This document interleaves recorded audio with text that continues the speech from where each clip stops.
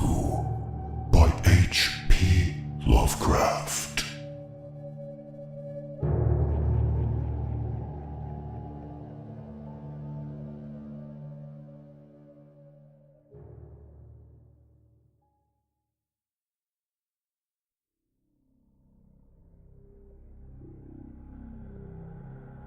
Part 3. The Madness from the Sea. If heaven ever wishes to grant me a boon, it will be a total effacing of the results of a mere chance which fixed my eye on a certain stray piece of shelf paper. It was nothing on which I would naturally have stumbled in the course of my daily round, for it was an old number of an Australian journal, the Sydney Bulletin, for April 18, 1925. It had escaped even the cutting bureau, which had at the time of its insurance been avidly collecting material for my uncle's research. I had largely given over my inquiries into what Professor Angle called the Cthulhu cult, and was visiting a learned friend in Paterson, New Jersey, the curator of a local museum and a mineralogist of note. Examining one day the reserve specimens roughly set on the storage shelves in the rear room of the museum, my eye was caught by an odd picture in one of the old papers spread beneath the stones. It was the Sydney Bulletin I have mentioned, for my friend has wide affiliations in all conceivable foreign parts, and the picture was a half-tone cut of a hideous stone image almost identical with that which Legrasse had found in the swamp. Eagerly clearing the sheet of its precious contents, I scanned the item in detail, and was disappointed to find it of only moderate length. What it suggested, however, was a portentous significance to my flagging quest, and I carefully tore it out for immediate action. It read as follows: Mystery derelict found at sea.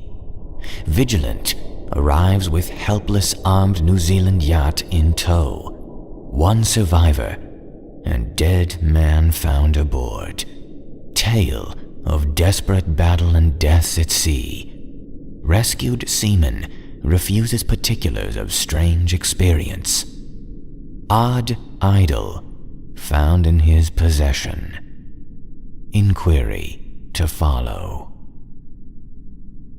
The Morrison Company's freighter, Vigilant, found from Valparaiso, arrived this morning at its wharf in Darling Harbor, having in tow the battled and disabled but heavily armed steam yacht Alert of Dunedin, New Zealand, which was sighted April 12th in the south latitude 34 degrees 21 minutes, west longitude 152 degrees 17 minutes, with one living and one dead man aboard.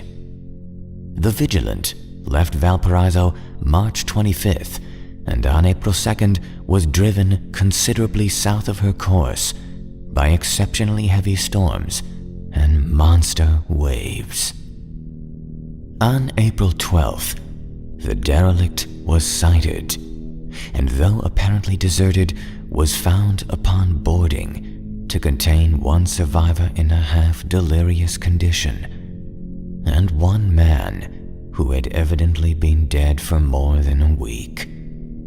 The living man was clutching a horrible stone idol of unknown origin, about a foot in height, regarding whose nature authorities at Sydney University, the Royal Society, and the museum in College Street all profess complete bafflement, and which the survivor says he found in the cabin of the yacht, in a small carved shrine of common pattern.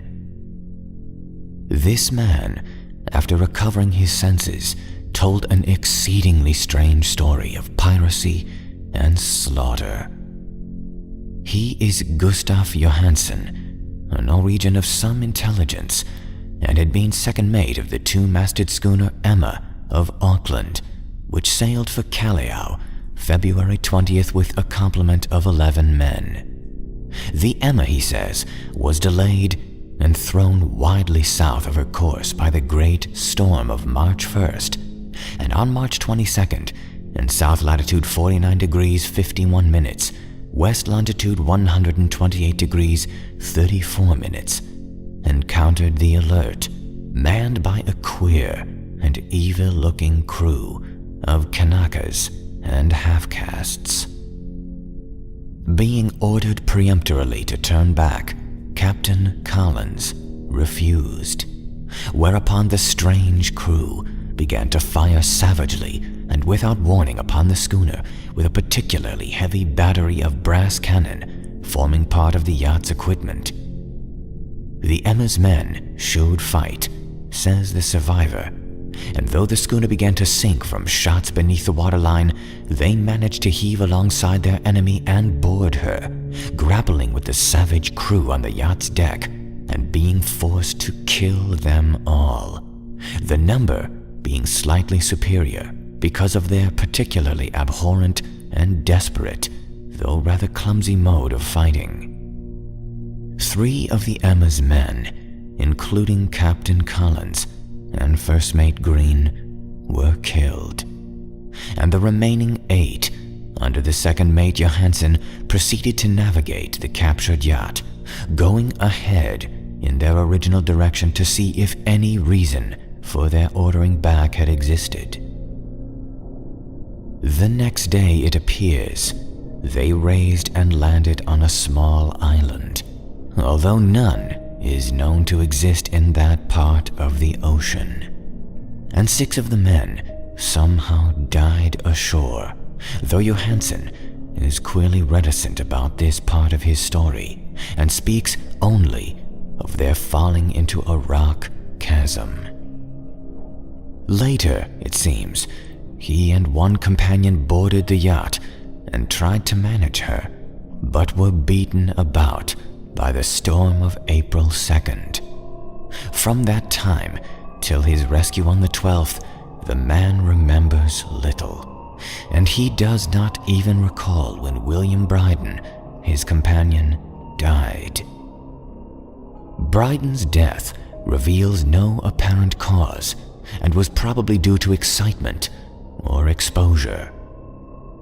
Cable advices from Dunedin report that the Alert was well known there as an island trader and bore an evil reputation along the waterfront.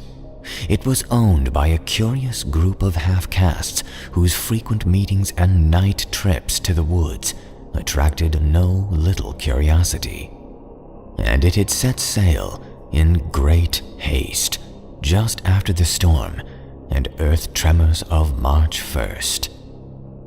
Our Auckland correspondent gives the Emma and her crew an excellent reputation, and Johansen is described as a sober and worthy man. The Admiralty will institute an inquiry on the whole matter beginning tomorrow, at which every effort will be made to induce Johansen to speak more freely than he has done hitherto. This was all, together with the picture of the hellish image. But what a train of ideas it started in my mind. Here were new treasuries of data on the Cthulhu cult, and evidence that it had strange interests at sea as well as on land. What motive prompted the hybrid crew to order back the Emma as they sailed about with their hideous idol? What was the unknown island on which 6 of the Emma's crew had died, and about which the mate Johansen was so secretive? What had the Vice Admiralty's investigation brought out, and what was the noxious cult in Dunedin? And most marvelous of all, what deep and more than natural linkage of dates was this, which gave a malign and now undeniable significance to the various turns of events so carefully noted by my uncle. March 1st, February 28th, according to the international date line, the earthquake and storm had come. From Dunedin, the Alert and her noisome crew had darted eagerly forth as if impetuously summoned, and on the other side of the earth, poets and artists had begun to dream of a strange, dank, cyclopean city, whilst a young sculptor had molded in his sleep the form of the dreaded Cthulhu. March 23rd, the crew of the Emma landed on an unknown island and left 6 dead men, and on the date, the dreams of sensitive men assumed a heightened vividness and darkened with dread of a giant monster's malign pursuit, whilst an architect had gone mad and a sculptor had lapsed suddenly into delirium. And what of this storm of April 2nd, the date on which all dreams of the dank city ceased, and Wilcox emerged unharmed from the bondage of strange fever? What of all this, and of those hints of old Castro about the sunken star-born old ones and their coming reign, their faithful cult, and their mastery of dreams? Was I tottering on the brink of cosmic horrors beyond man's power to bear? If so, they must be horrors of the mind alone, for in some way, the 2nd of April had put a stop to whatever monstrous menace had begun its siege of mankind's soul. That evening, after a delay hurried cabling and arranging, I bade my host adieu and took a train for San Francisco. In less than a month, I was in Dunedin, where, however, I found that little was known about the strange cult members who had lingered in the old sea taverns. Waterfront scum was far too common for special mention, though there was vague talk about one island trip these mongrels had made, during which faint drumming and red flame were noted on the distant hills. In Auckland, I learned that Johansen had returned with yellow hair turned white after a perfunctory and inconclusive questioning at Sydney, and had thereafter sold his cottage in West Street and sailed with his wife to his old home in Oslo. Of his stirring experience, he would tell his friends no more than he had told the Admiralty officials, and all they could do was to give me his Oslo address. After that, I went to Sydney and talked profitlessly with seamen and members of the Vice Admiralty Court. I saw the Alert, now sold and in commercial use, at the Circular Quay in Sydney Cove, but gained nothing from its non-committal bulk. The crouching image with its cuttlefish head, dragon body, scaly wings, and hieroglyph pedestal was preserved in the museum at Hyde Park, and I studied it long and well, finding it a thing of balefully exquisite workmanship, and with the same utter mystery and unearthly strangeness of material which I had noted in Legras's smaller specimen. Geologists, the curator told me, had found it a monstrous puzzle, for they vowed that the world held no rock like it. Then I thought with a shudder of what old Castro had told Legras about the primal Great Ones. They had come from the stars and brought their images with them. Shaken with such a mental revolution as I had never known before, I now resolved to visit Mate Johansen in Oslo. Sailing for London, I re-embarked at once for the Norwegian capital, and one autumn day landed at the trim wharves in the shadow of Edgeburg.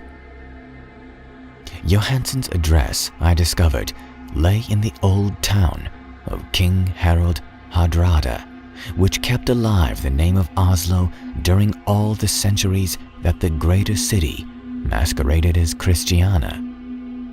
I made the brief trip by taxicab and knocked with palpitant heart at the door of a neat and ancient building with plastered front. A sad-faced woman in black answered my summons, and I was stung with disappointment when she told me in halting English that Gustaf Johansen was no more.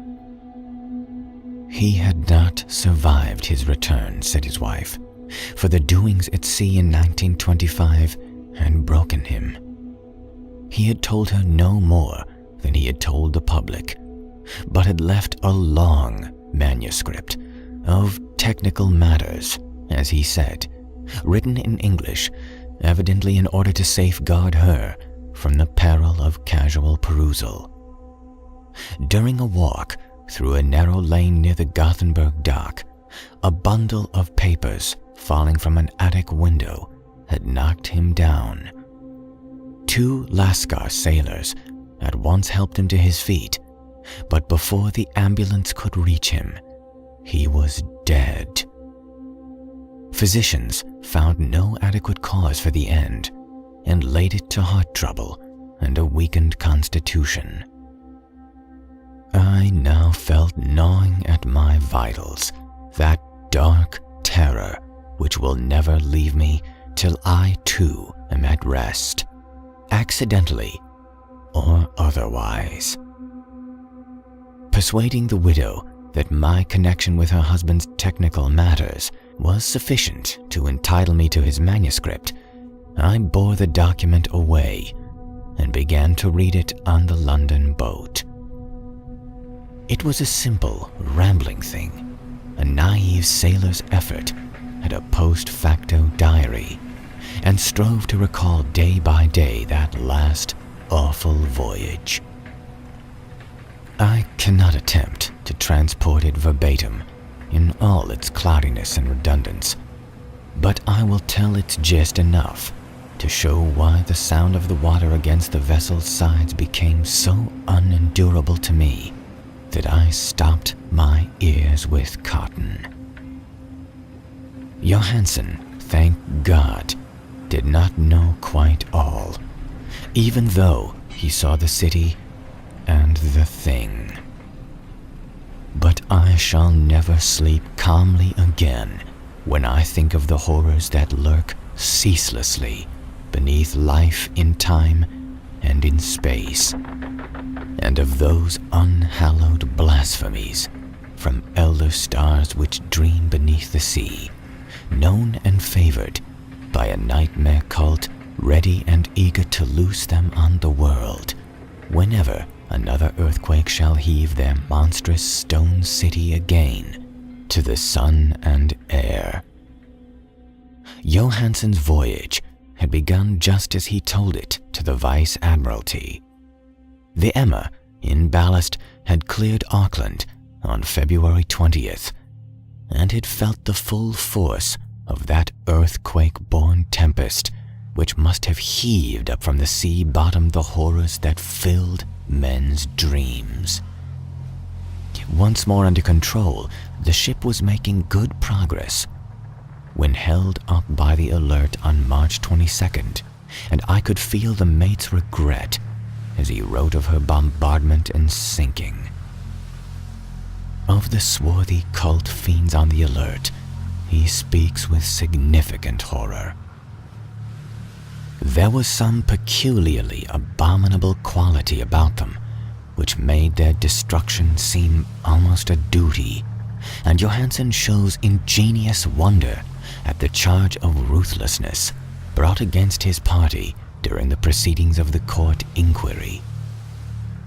Then, driven ahead by curiosity in their captured yacht under Johansen's command, the men sight a great stone pillar sticking out of the sea, and in south latitude 49 degrees 9 minutes, west longitude 126 degrees 43 minutes, come upon a coastline of mingled ooze and weedy cyclopean masonry, which can be nothing less than the tangible substance of Earth's supreme terror.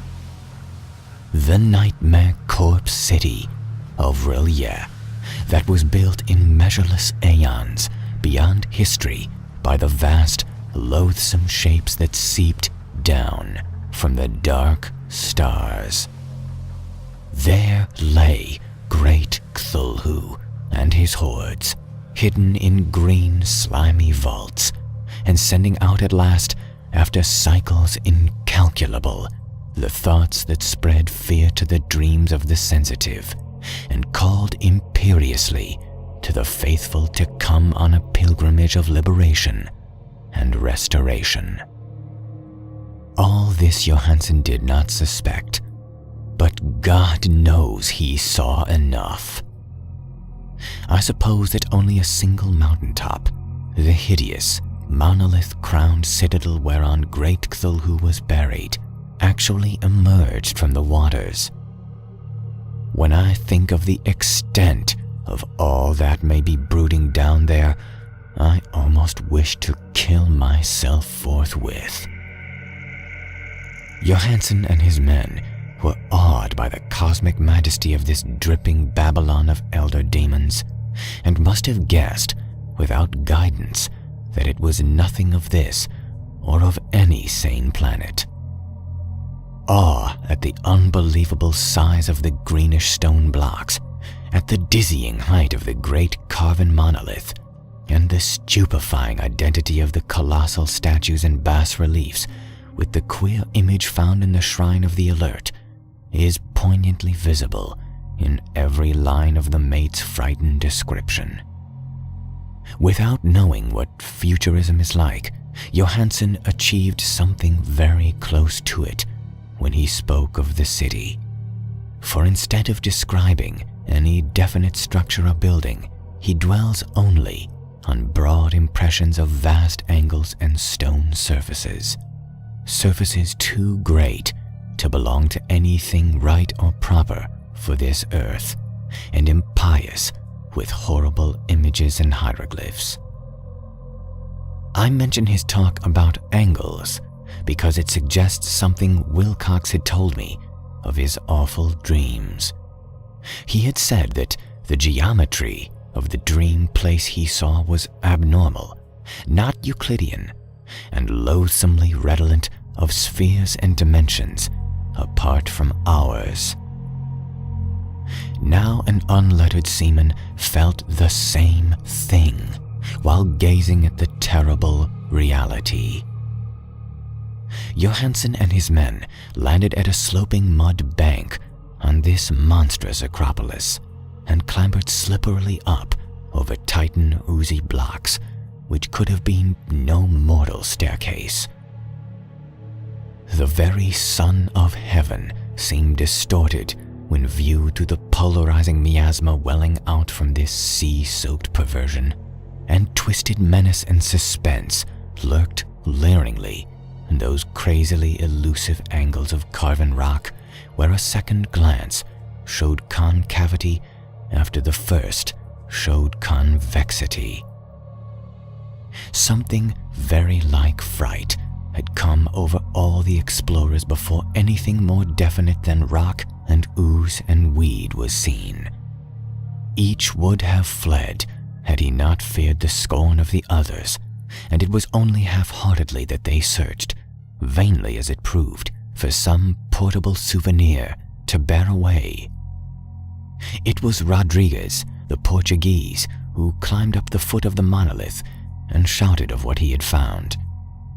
The rest followed him and looked curiously at the immense carved door with the now familiar squid dragon bas-relief. It was, Johansen said, like a great barn door, and they all felt that it was a door because of the ornate lintel threshold and jambs around it, though they could not decide whether it lay flat like a trapdoor or slantwise like an outside cellar door. As Wilcox would have said, the geometry of the place was all wrong. One could not be sure that the sea and the ground were horizontal, hence the relative position of everything else seemed phantasmally variable. Bryden pushed at the stone in several places without result. Then Donovan felt over it delicately around the edge, pressing each point separately as he went. He climbed interminably along the grotesque stone molding. That is, one would call it climbing if the thing was not, after all, horizontal, and the men wondered how any door in the universe could be so vast.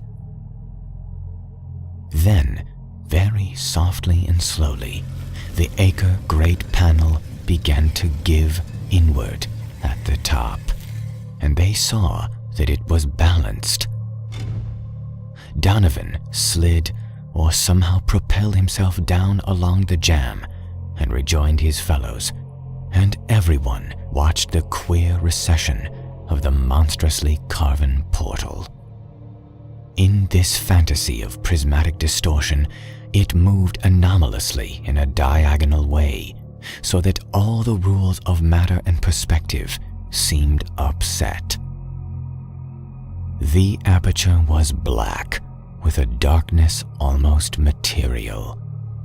That tenebrousness was indeed a positive quality, for it obscured such parts of the inner walls as ought to have been revealed, and actually burst forth like smoke from its aeon-long imprisonment, visibly darkening the sun as it slunk away into the shrunken and gibbous sky on flapping membranous wings. The odor arising from the newly opened depths was intolerable, and at length the quick-eared Hawkins thought he heard a nasty, sloping sound down there. Everyone listened, and everyone was listening still when it lumbered slobberingly into sight and gropingly squeezed its gelatinous green immensity through the black doorway into the tainted outside air of that poison city of madness.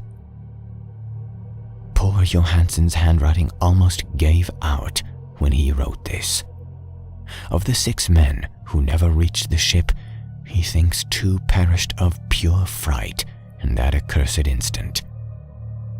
The thing cannot be described. There is no language for such abysms of shrieking and immemorial lunacy, such eldritch contradictions of all matter, force, and cosmic order. A mountain walked or stumbled. God! What wonder that across the earth a great architect went mad, and poor Wilcox raved with fever in that telepathic instant. The thing of the idols, the green sticky spawn of the stairs, had awaked to claim its own. The stars were right again, and what an age-old cult had failed to do by design, a band of innocent sailors had done by accident. After vigintillions of years, great Cthulhu was loose again and ravening for delight. 3 men were swept up by the flabby claws before anyone turned. God rest them, if there be any rest in this universe. They were Donovan, Guerrera, and Angstrom. Parker slipped as the other 3 were plunging friendlessly over the endless vistas of green-crusted rock to the boat, and Johansen swears he was swallowed up by an angle of masonry which shouldn't have been there. An angle which was acute, but behaved as if it were obtuse, so only Bryden and Johansen reached the boat, and pulled desperately for the Albert as the mountainous monstrosity flopped down the slimy stones and hesitated, floundering at the edge of the water.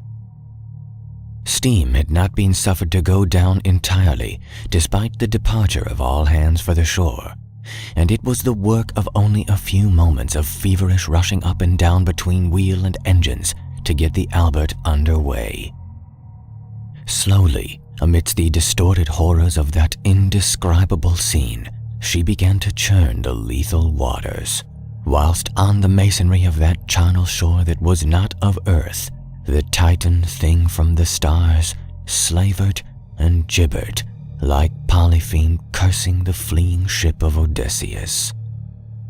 Then, bolder than the storied Cyclops, great Cthulhu slid greasily into the water and began to pursue with vast, wave-rising strokes of cosmic potency.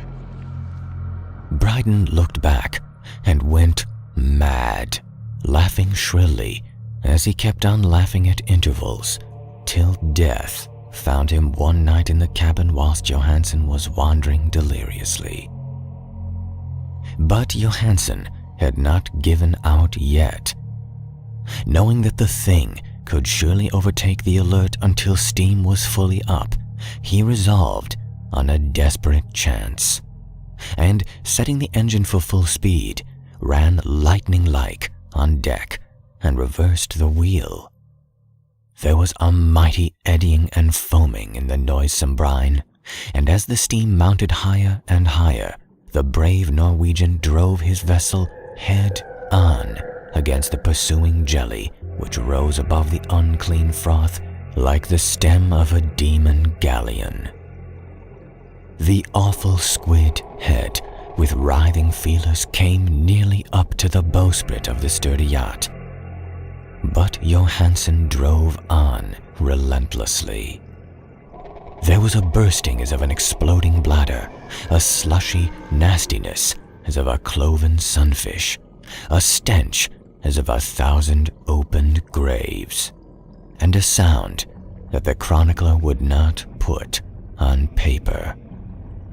For an instant, the ship was befouled by an acrid and blinding green cloud, and then there was only a venomous seething astern, where, God in heaven, the scattered plasticity of that nameless sky spawn was nebulously recombining in its hateful original form, whilst its distance widened every second as the Alert gained impetus from its mounting steam. That was all. After that, Johansen only brooded over the idol in the cabin and attended to a few matters of food for himself and the laughing maniac at his side.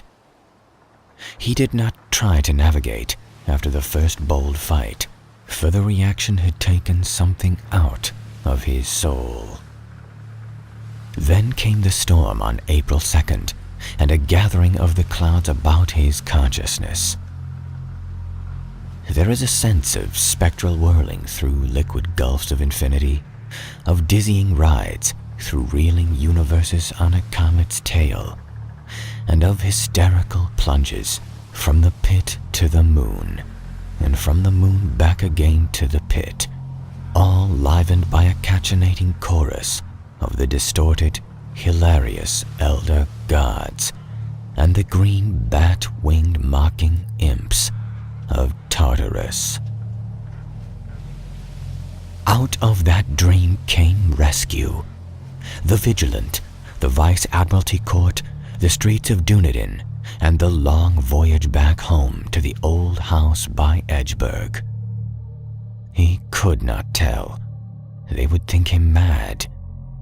He would write on what he knew before death came. But his wife must not guess. Death would be a boon, if only it would blot out the memories. That was the document I read, and now I have placed it in the tin box beside the bas-relief and the papers of Professor Angle. With it shall go this record of mine, this test of my own sanity wherein is pieced together that which I hope may never be pieced together again. I have looked upon all the universe as to hold of horror, and even the skies of spring and the flowers of summer must ever afterward be poison to me. But I do not think my life will be long. As my uncle went, as poor Johansen went, so I shall go.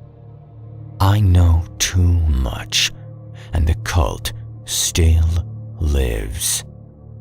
Cthulhu still lives too, I suppose again in that chasm of stone which has shielded him since the sun was young. His accursed city is sunken once more, for the Vigilant sailed over the spot after the April storm. But his ministers on earth still bellow and prance, and slay around idol capped monoliths in lonely places. He must have been trapped by the sinking vessel whilst within his black abyss, or else the world would by now be screaming with fright and frenzy. Who knows the end? What has risen may sink, and what has sunk may rise. Loathsomeness waits and dreams in the deep, and decay spreads over the tottering cities of men. A time will come, but I must not and cannot think. Let me pray that if I do not survive this manuscript, my executors may put caution before audacity, and see that it meets no other eye.